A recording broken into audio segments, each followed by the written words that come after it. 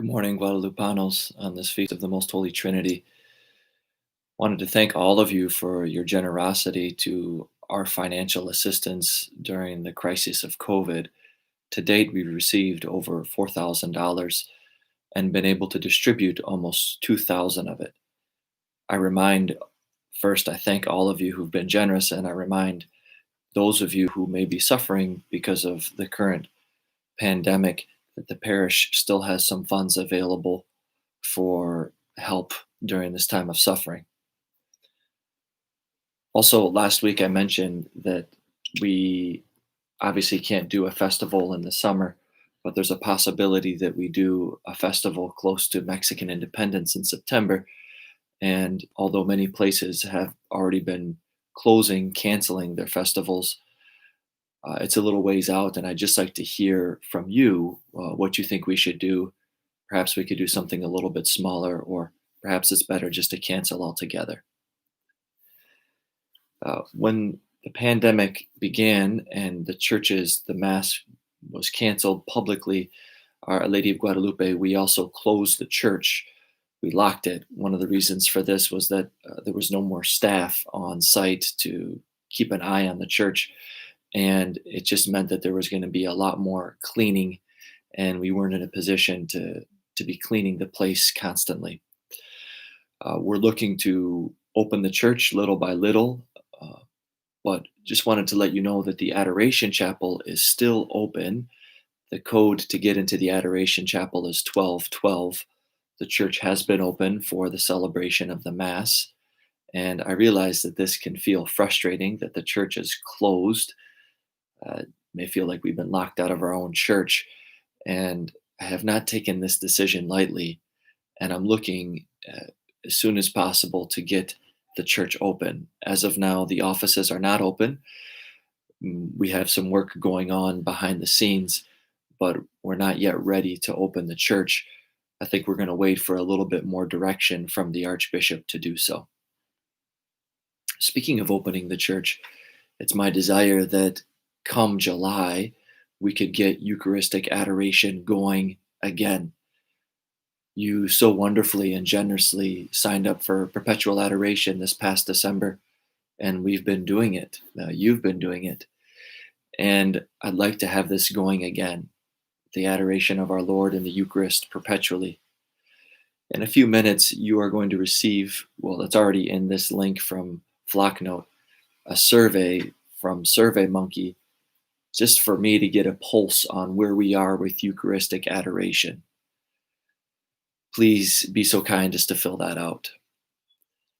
Also, on the website is a registration for the sacrifice of the Mass. And again, I realize that this feels a little weird to have to sign up for Mass.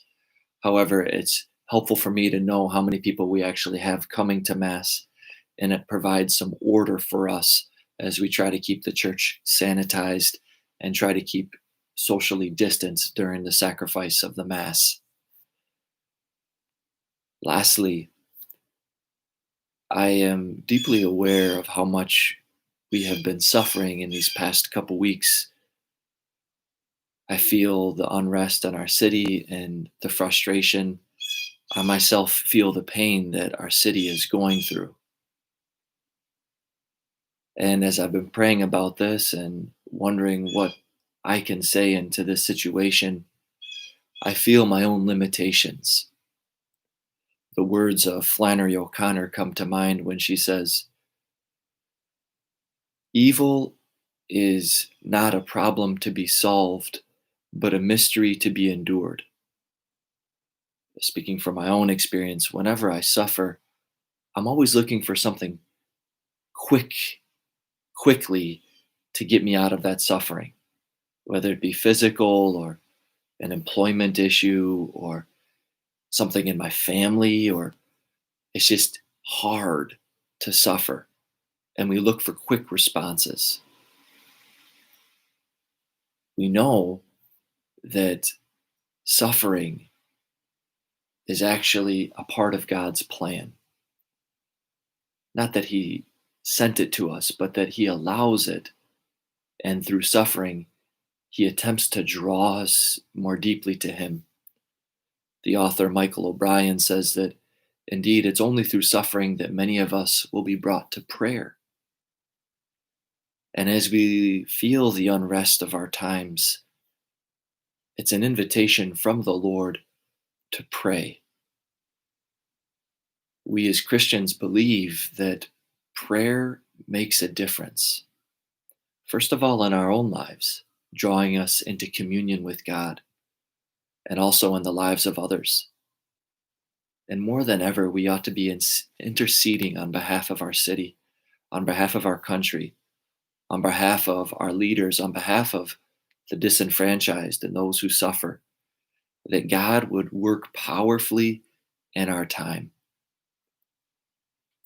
I think, dear friends, we also need to be careful not to look for immediate responses, something that's going to change everything. We know that a quick fix, an immediate fix, is just not possible given our fallen condition. And what's really needed right now is a deeper faith in the living God. Know that I think of you often, dear Guadalupanos.